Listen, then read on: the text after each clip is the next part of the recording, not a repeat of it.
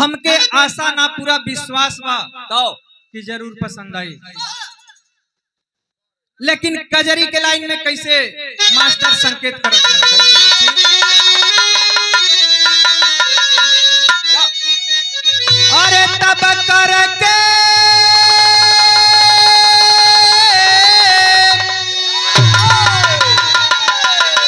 अरे करके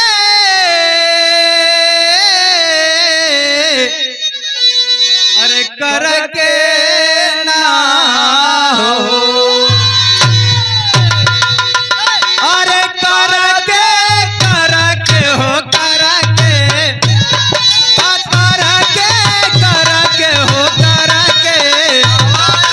करके पयान भोला जले हर साई राजा दुआरिया पे जाई ना कहा करके हिरवा करके पयान भोला जाए हर साई राजा दुआरिया कहा राजा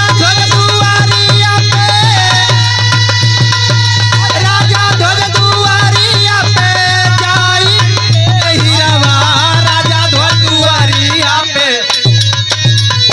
कहा करके भयवा करके करके पयान भोला चले हर साई राजा दुआरिया पे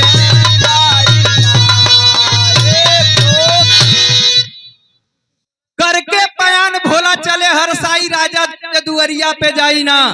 भगवान भोलेनाथ पार्वती जी कैलाश पर्वत पे बैठ के आपस में बात करत हुवन। पार्वती जी कहनी भोलेनाथ से कि सैया हमरे दिल में एक बात चुभता। पार्वती जी से भोलेनाथ कहना कि बतावा का बात बा। उस में पार्वती जी भोलेनाथ से बतावत हैं अंतरा में मास्टर अरे तब खुश हो पार्वती कहा भोला से चेताई अरे ज्ञानी भोले दानी देवा बतिया बताई हो ज्ञानी भोले दानी देवा बतिया कहा घरना केवाड़ी चुन्नी कुबाना देखाई चर्चा सुन के भोले दानी चले हैं लियाई चर्चा सुन के भोले दानी चले हैं लियाई। भगवान भोलेनाथ से पार्वती कहनी की सैया एक ठे मड़ई घर बनावा बदे के थुन्नी कुबा करी केवाड़ी का जरूरत पड़ला तो जाके तैयार होला।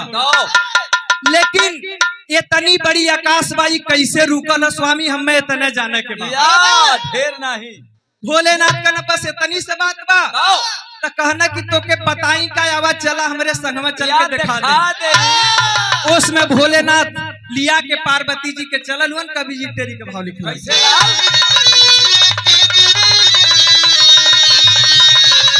अरे तब छड़ में यारे हो मोरे छड़ में यारे हो मोरे छड़ में भेसा कोड़िया का हाला बनाई राजा ध्वज दुआरिया पे जाई ना कहा छड़ में हिरवा छड़ में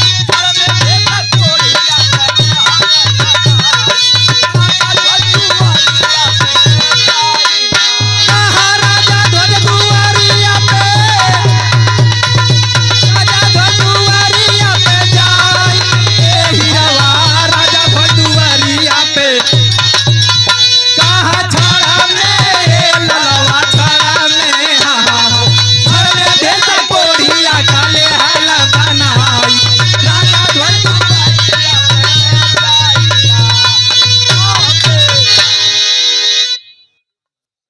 आदरणीय हमरे बड़े भैया परम पूज्य सागर पान भंडार कड़िया दुआरी कला की धरती से हमें लगा कि 2010 किलोमीटर के एरिया में इन करे के तेरे पान कोई ना लगावेला नहीं चुनना क्यों नहीं लगा 6 से 6:30 बजे के अंदर कम से कम 10 ग्राहक पहुंच जाना सुबेरवा इतनी पान में नसाबा।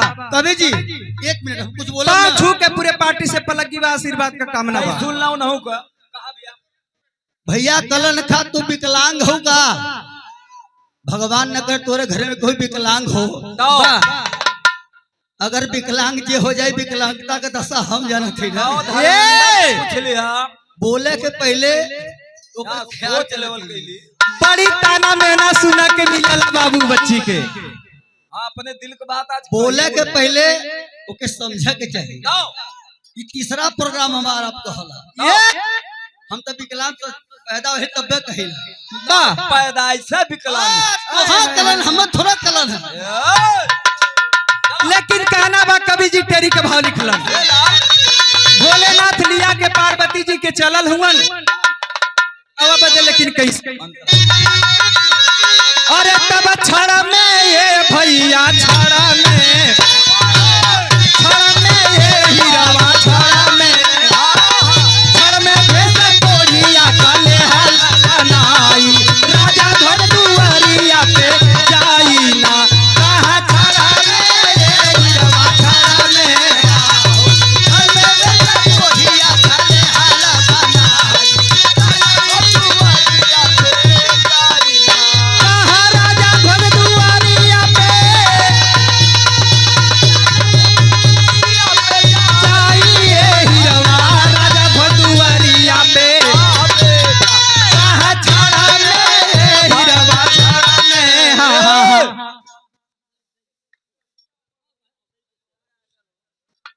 ₹51 का पुरस्कार हमारे आदरणीय कोषाध्यक्ष जी उदय शर्मा आप या के तरफ से पूरे पार्टी से 5 छू के पलगी बा। ₹101 के पुरस्कार हमारे गार्जियन आप आदरणीय परम सदे बड़े भैया लालपत ठेकेदार ले ला बेदी की धरती से ले ला नहीं भैया हम तो लेता ही ला या लूट ला नहीं ले ला हम लूटत ताई हम लेते वाह पैसा है ठेकेदार भैया के पार्टी से 5 छू के पलगी बा आशीर्वाद का कामना बा। पैसा लाल लेकिन कैसे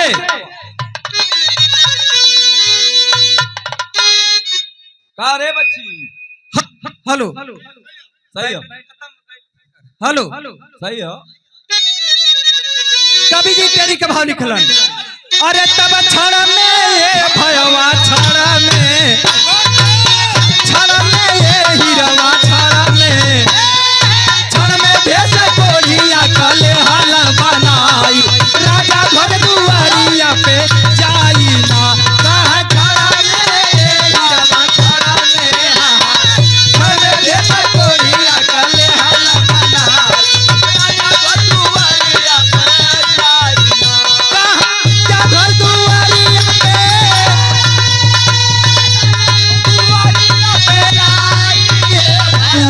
राजा धर दुआरिया पे कहा छड़ा में ये भयवा छड़ा में छड़ में भेस कोढ़िया काले हाल बनाई राजा धर दुआरिया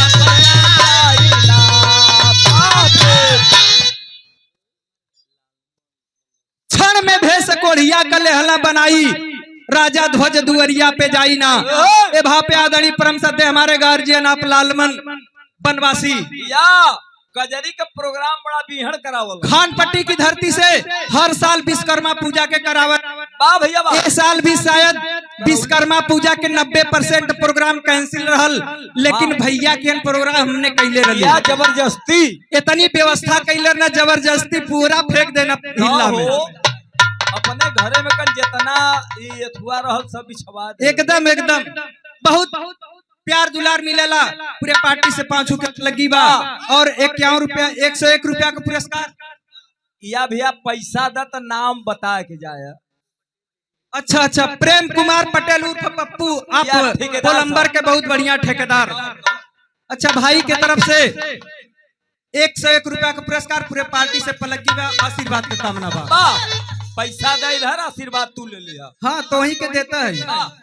क्षण में भेस कोढ़िया का लेहला बनाई राजा ध्वज दुआरिया पे जाई नाम भगवान भोलेनाथ कोढ़ी का भेष बनौलन पार्वती जी पीछे पीछे भोलेनाथ आगे आगे चलल हुवन लेकिन कैसे चलल हुवन अरे जब की भोले दानी धरे आगे डहरी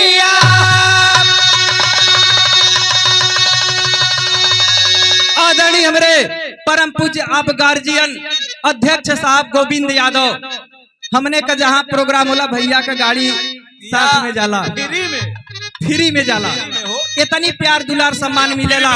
1 रुपया का पुरस्कार पूरे पार्टी से पलकी बा, आशीर्वाद का कामना बा। लेकिन चौक में कैसे कहलन मास्टर, अरे जब की भोले दानी धरे आगे थे डहरिया,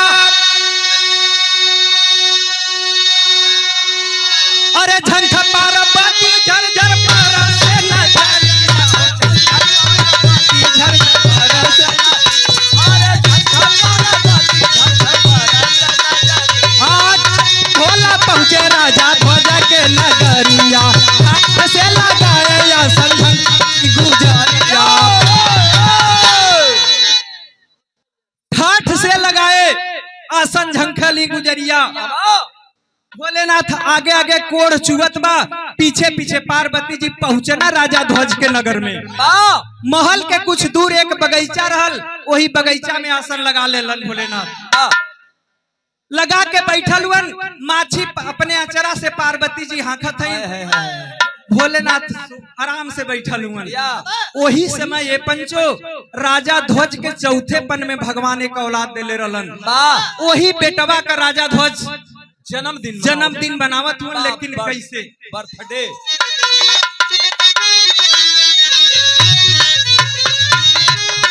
अरे डटके ये पंचो डटके हिरवा डटके राजा लाल का जन्मदिन मनाई, राजा भर दुआरिया पे जाई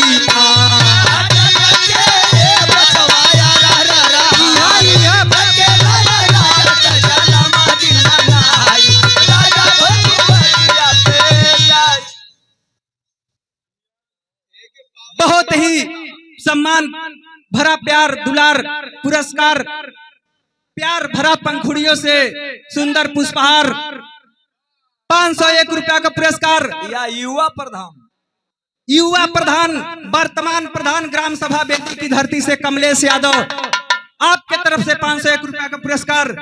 पूरे पार्टी से पांव छू के बा, जनता जनार्दन के हार्दिक अभिनंदन वंदन और स्वागत बा। कैसे लाल, लेकिन कैसे टेरी के भाव में, अरे तब डटके यारे हो मोरे, डटके यारे हो मोरे, डटके राजा लाल का जन्मदिन मनाई, राजा ध्वज दुआरी पे जाई ना,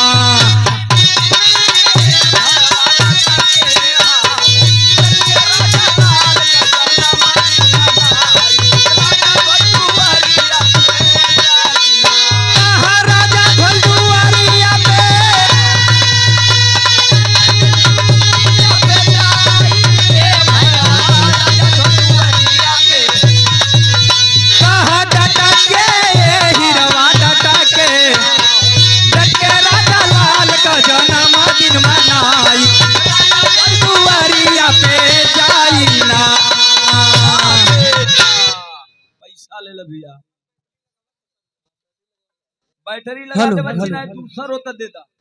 डट के राजा लाल का जन्मदिन मनाई, राजा ध्वज दुआरिया पे जाई ना। ए भाव पे आदरणीय परम पूज्य हमारे गार्जियन स्वरूप बच्चे लाल मौर्य टड़िया पलिया शंभुपुर की धरती से आपके जनरल स्टोर बहुत सुंदर दुकान चलेला, 151 रुपया का पुरस्कार। पैसा नहीं, माता रानी हर मोड़ पे तरक्की दें।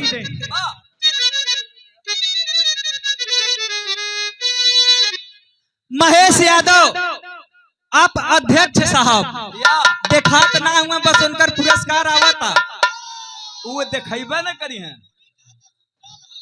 अच्छा पुरस्कार देला न कनस एक सबके जेबा में दे दिया, कदे सबके जेबा में चल गई। बहुत बहुत प्रणाम महेश भैया के। माँ खोस दे बच्ची लिया के काखे, लेकिन कहना बा डट के राजा लाल का जन्मदिन मनाई, राजा ध्वज दुआरिया पे जाई ना।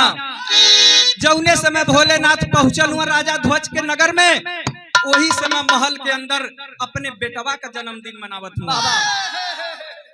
भैल का वो समय भैल का कवि जाके भाव लिखलन। अरे तब धन से नेवता देहल नजर टोलवा पठाई।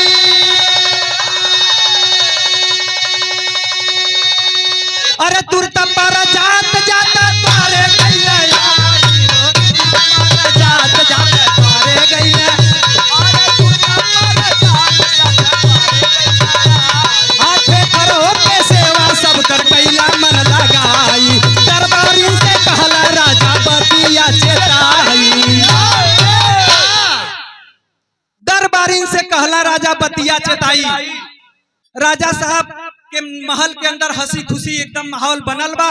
राजा साहब दरबारी से कहलन कि जाके आज के दिन घूम टहर के देखला हमरे मोहल्ला में या क्यों भूखा न रह जाए। आज के दिन कोई भूखा न रह जाए। दरबारी चलल घूमत टहरत भोलेनाथ के पास पहुंचलन। कहना कि राजा साहब अपने बेटवा का जन्मदिन मनावत हुआ, चल के भोजन कैला। कोढ़ी रूपी भोलेनाथ कहलन कि तू हौवा के हुआ भी तू हौवा के हमें बोलावा वाला जाके राजा साहब के भेज दा। राजा साहब खबर पौलन भागल पर आइल भोलेनाथ के पास आइना कहना बाबा अरे ये बाबा बाबा बेटवा का जन्मदिन मनावत ही चल के भोजन कैला। राजा साहब कहलन कि जा तोहरे के तरह भोजन करा वाला बहुत देखे। जवन हम खाई लाऊ तोहरे के बनले ना बा। भोलेनाथ कोढ़ी रूपी भोलेनाथ का बात सुन के राजा साहब कहना कि एक राजा का वचन बा, जवन खइबा तोहके तवन खियाई, अपने दरवाजे से भूखा ना आव दे। उस समय भोलेनाथ न खाई तब ना भोलेनाथ वचन बधा के राजा साहब से उनके महल के अंदर चलल हुन। कवि जी टेरी के भाव लिखलन। अरे तब धरी के यारे हो मोरे धरी के यारे हो मोरे धर के धीरे चले भोला नेवता के पाई। राजा भोल दुआरिया पे जाई ना कहाँ धरी के ये हिरवा धरी के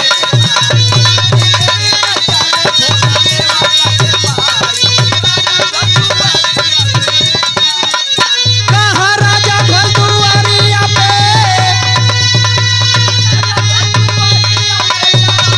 ये भयवा राजा भोल दुआरिया पे कहाँ धरी के ये हिरवा धरी के धर के धीरे चले भोला नेवता के पाई।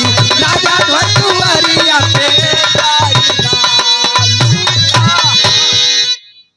धरी के धीरे चले भोला नेवता के पाई। राजा ध्वज दुआरिया पे जाइना। भोलेनाथ वचन बधौलन। आगे आगे राजा साहब पीछे पीछे भोलेनाथ पार्वती जी चलल हुआ राजा ध्वज के महल में। मगर कैसे लेकिन कैसे चलल हुआ आगे कवि जी भाव लिखलन।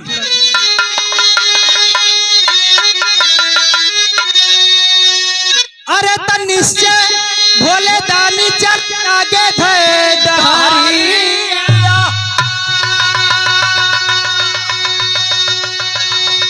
भोलेनाथ पार्वती जी के लेके चलल हुआ आगे आगे राजा साहब पीछे पीछे भोलेनाथ, उनके पीछे पार्वती जी माछी हकावत है और चलल है। लेकिन कैसे चलल कैसे ला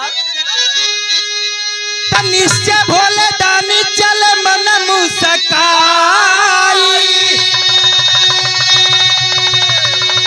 अरे पहुंचे राजा ध्वज के नगरिया में जाई। पहुंचे राजा ध्वज के महलिया में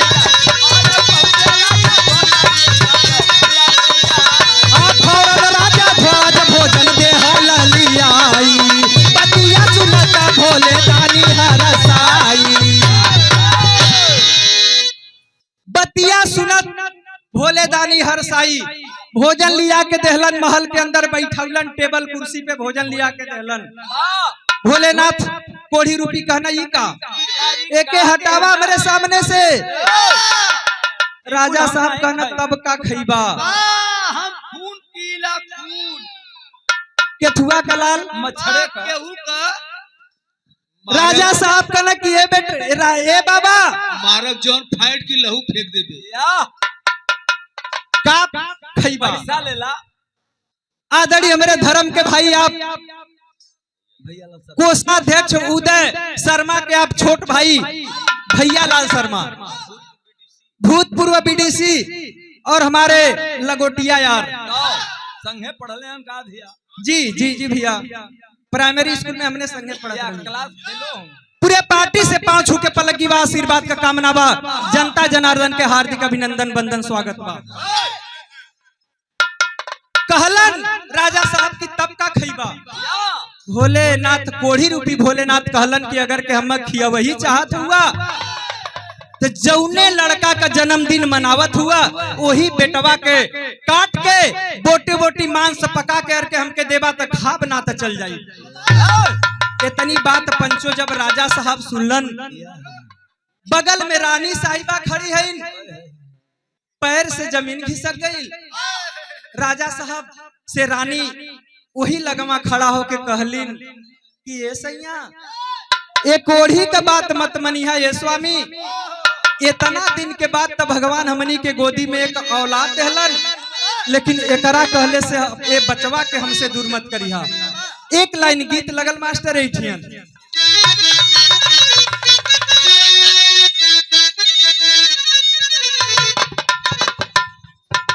गीत हुए बा मास्टर बहुत पारंपरिक गीत बा। अरे तनी बिया कपेड़ा जानी कटिया ये बाबा अरे निबिया चिरैयन का बसे रहो।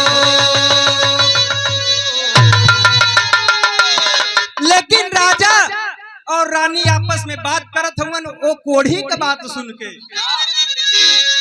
रानी राजा से कहत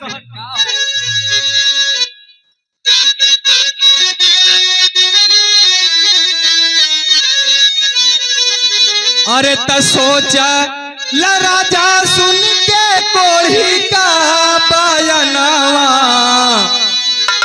लागे जस कर जावा में बान हो लागे जस कर जावा में बान हो।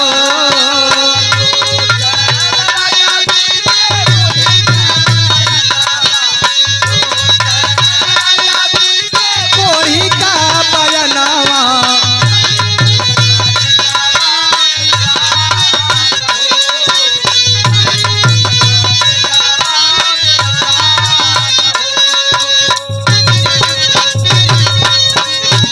राजा साहब सोचत हुवन कि का कह देलेस का खाए बदे मांग लेलेस।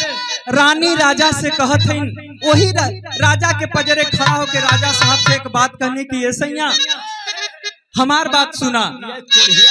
अरे त राजा से कह रानी असुआ बहाई राजा से कह रानी असुआ बहाई।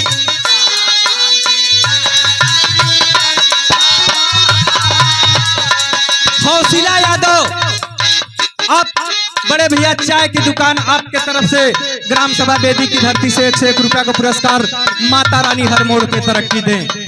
राजा साहब या गुड्डुओ सिंह का थामला आप हमारे आदरणीय गार्जियन सब्जी का और पंचूरन का बहुत बढ़िया दुकान पूरबपुर अहरक की धरती से आपके तरफ से 151 रुपया का पुरस्कार माता रानी हर मोड़ पे तरक्की दें।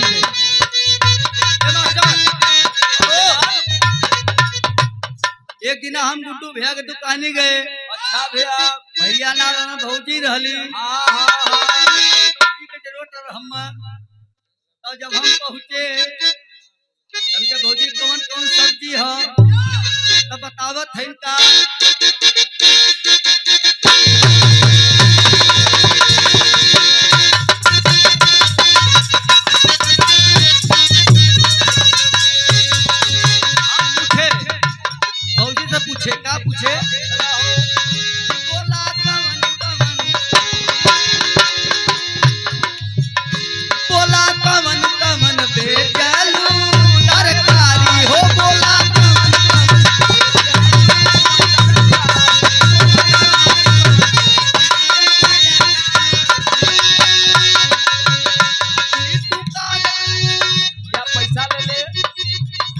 परमादानी अब हमारे बड़े भाई, हमारे उदय भाई के छोट भाई, आप हमारे भूतपूर्व विदेशी भैया लाल शर्मा की तरफ से बहुत रुपया का पुरस्कार मिला। भैया के कोट नमस्कार बा, उपस्थित जनता जनार्दन के भी नमस्कार पड़ोसी बा।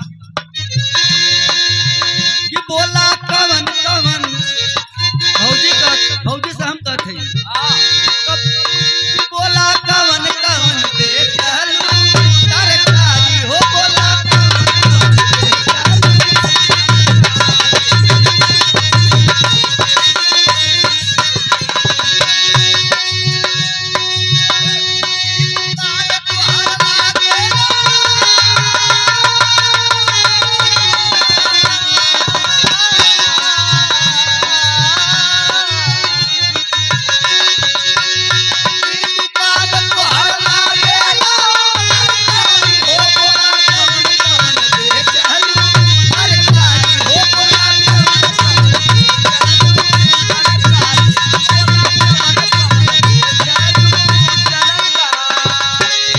करे तोर अखिया फूट गईल हो, एक खेता हाथ गड़बड़ैला ला तो रखियो फूट गई तो के ना देखाता का बेचत है।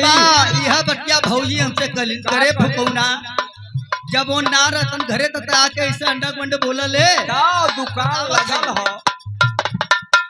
बतावत है कि दिनवा तोरे दिनौनी भल हो, त लेला हो लेला टमाटर ललका बाहो, लेला टमाटर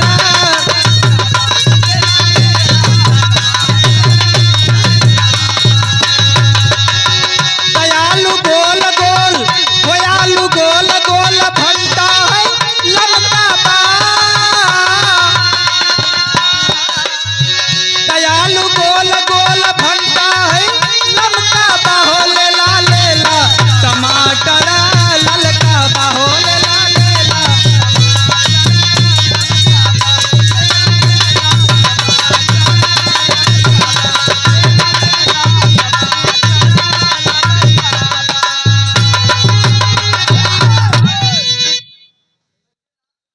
कजरी के भाव में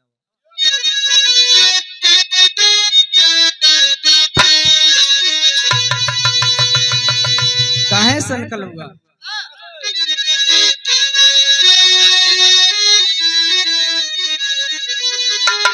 अरे तब सोचल राजा सुन के कोई का बयनावा, अरे लागे जस करे जावा में बान हो, लागे जस करे जावा में बान हो, लागे जस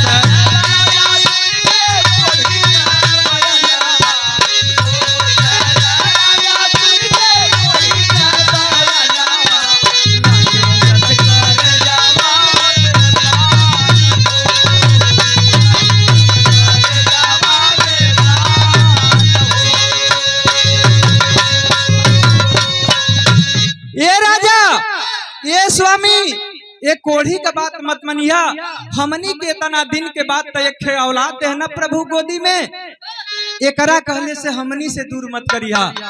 अरे राजा से कह रानी असुआ बहाई, राजा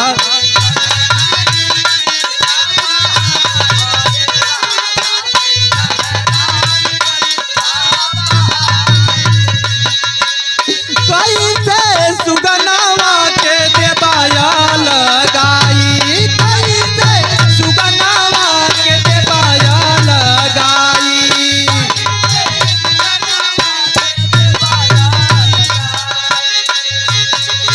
ये स्वामी ये सैया हमने बेटवा के हमनी से दूर मत करिया, यह तो हमने के बुढ़ौती का सहारा हुअन, ये कोढ़ी का बात मत मनिया। ये प्रभु जी बतावत है रानी साहबा, यह सहारा हमरे जीवन का सपनावा, यह सहारा हमरे जीवन का सपनावा, महाराजनी सुगनावा का जान हो, महाराजनी सुगनावा का जान हो।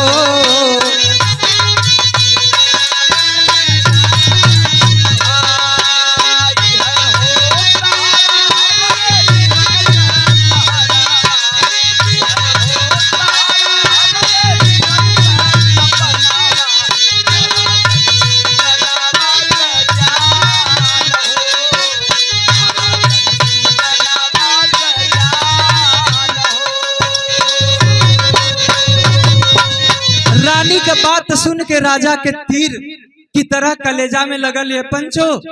राजा साहब रानी छछो काल वही कोने महल के अंदर रोवत है। राजा साहब मजबूर अपने दिल में सोचत होने के बाद का सोचना मास्टर, अरे तब बचन बधाए राजा सोचनी हृदयिया, बचन बधाए राजा सोचनी हृदयिया।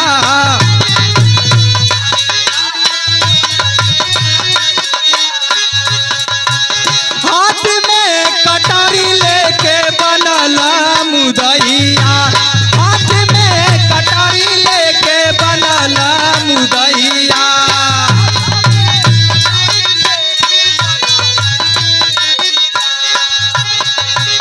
मरला कटारी उड़ी गईला सुगनावा, मरला कटारी उड़ी गईला सुगनावा। मुड़िया गिरल छटपटाय हो, मुड़िया गिरल छटपटाय हो।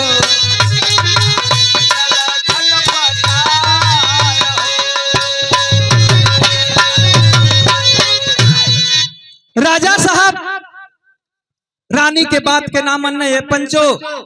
दरबारीन के बोला के बेटवा के ले जाके महल के अंदर गिरा देलन है बाबू। हाथ में कटार लेके अपने बेटवा का सर धड़ से अलग कैलन, करेजा हिल गईल। मांस पका के दरबारीन से बोला के लिया के देहलन भोलेनाथ के। भोलेनाथ कहलन कि ई का राजा साहब का अबे करे का हो गए, कहना कि एक थाली में ना 4 थाली में भोजन लेके आवा। 4 थाली में के खाई, राजा रानी भोलेनाथ पार्वती जी चारों लोग साथ खैया। राजा साहब सोचत हुन कि अब ही तो हमारे बेटवा का हत्या हमारे हाथे करौला सा, लेकिन हम अपने बेटवा का मांस कैसे खाई, कैसे हूं तो हत्या कह देली लेकिन मांस कैसे खाई। यह कुल आपस में सोचत हुवन। तब तक भोलेनाथ कैलन का कवि जी टेरी के भाव लिखलन।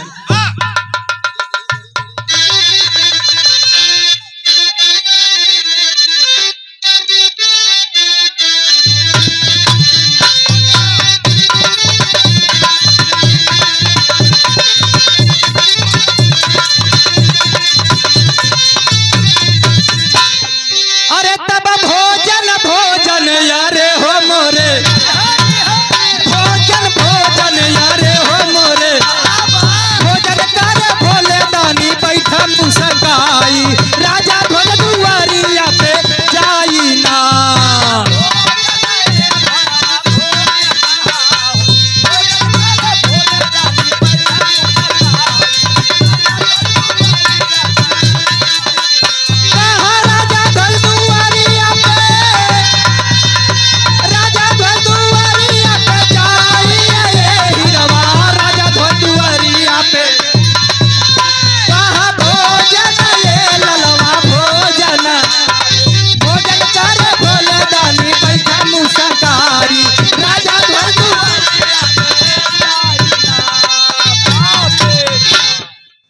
भोजन करे भोले दानी बैठ मुस्काई, राजा ध्वज दुआरिया पे जाई ना।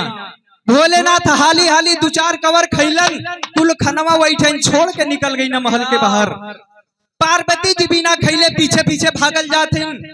का करवाई, अरे फुकौना चल भाग चल, अब यहाँ पूरा मोहल्ला जान जाई तो काट के हमनी के बोटी बोटी कह दई, खा जाई। इधर महल के जो ही बाहर भोलेनाथ पार्वती जी गलुअन, उधर महल के अंदर होत का बा कवि जी आगे भाव लिखल।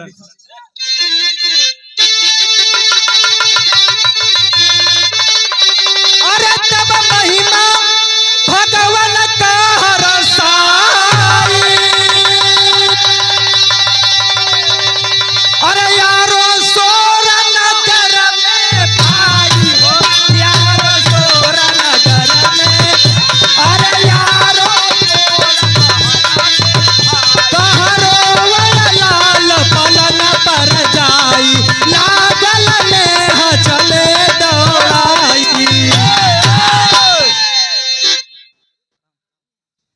कहाँ से प्रकट हो गइलन महाराज? अरे तू तो हो ही गईला आए हाय। कौनो दुल्हन मास्टर साहब के तरह। या मास्टर का दुल्हन मास्टर। हाँ हुआ मास्टर का दुल्हन मास्टर से कहत हो। तो तू तो हो ही गईला, तू तो हो ही गईला गुलरी का फूल बालम हो। तू तो हो ही गईला गुलरी का फूल बालम हो।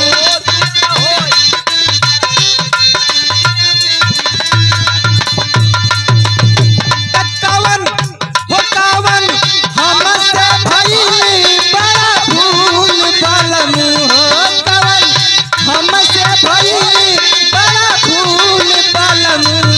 तू तो हो ही गईला गुलरी का फूल बालम हो। तू तो हो ही गईला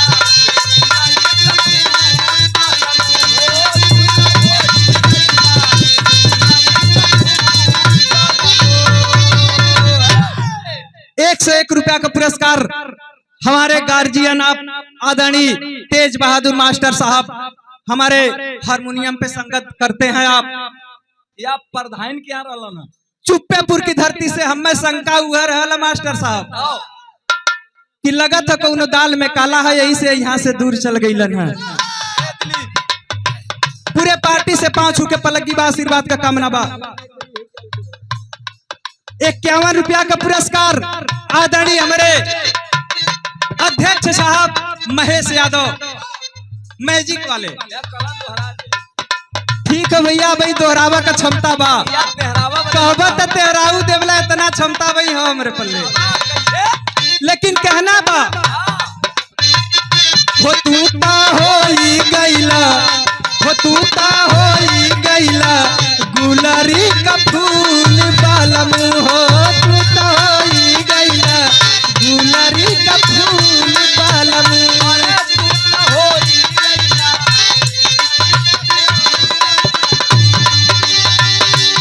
कवन हो कवन हमसे भइली बड़ा फूल बालम हो। कवन हमसे भइली बड़ा फूल बालम हो। तू तो हो ही गईला गुलरी का फूल बालम हो। तू तो हो ही गईला गुलरी का फूल बालम।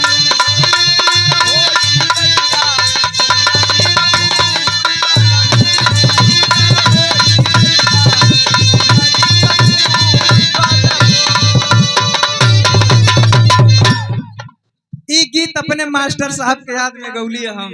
या ठीक है ना? मालकिन भी है कहा। ऐसे कि हम 11 बजे से परेशान रही है। बाबा लेकिन अब गाना के लाइन में भगवान भोलेनाथ महल के जो ही बाहर पहुंचलन, या इधर महल के अंदर होत कबा हमारे कहानी एकदम लास्ट पड़ाव पे बा। या भैल का भिया। लेकिन भयल का कवि जी आगे भाव लिखलन।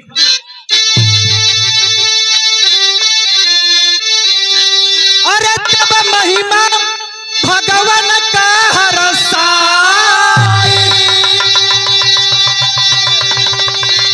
अरे तब यारो सोर नगर में भाई हो। यारो सोर नगर में भाई। अरे लागल नेह चले दौड़ाई। रोवा लाल पलंग पर जाई। रोवा लाल पलंग पर जाई, लागल नेह चले दौड़ाई। उधर महल के ज्यों ही बाहर पहुंचलन, इधर महल के अंदर पलंग पे एक बेटवा के रोवा के आवाज आइल। बेटवा के रोवा का आवाज आइल, रानी के कान में गइल। रानी तुरंत उठ के भागल पर आइल गईनी महल के अंदर। देखनी बेड पे बेटवा रोवत बा, उठौलिन गोदी में कहनी अरे बेटवा, अरे लाल कहाँ रहला बेटवा तू? हम तो के कब से खोजत रहिया, वही तो तोहके राजा कटलन है। ये लाल तू कैसे आ गईला हमारे सामने? उठा के रानी साहिबा प्यार दुलार चूमे चाटे लगली। इधर पूरे नगर में शोर हो गई कि अरे बाप रे बाप, कोई साधारण व्यक्ति ना, हम लोग के दरवाजे पे साक्षात भगवान आ ललन। कहाँ गईलन? दौड़ावा उन। चल के एक बार उनकर दर्शन कैली वल जा। पूरा मोहल्ला नगर गांव के लोग सब टूटल बा उनके या पीछे पीछे दर्शन करे बदे पार्वती जी मुड़ के देखनी त कनी फुकौनू ये फुकौनू तोहके मना कैले रहली लेकिन मनला ना या ई कुल- ले पूरा गौवा टूटल बा एको हड्डी तोहार ना बची बाबा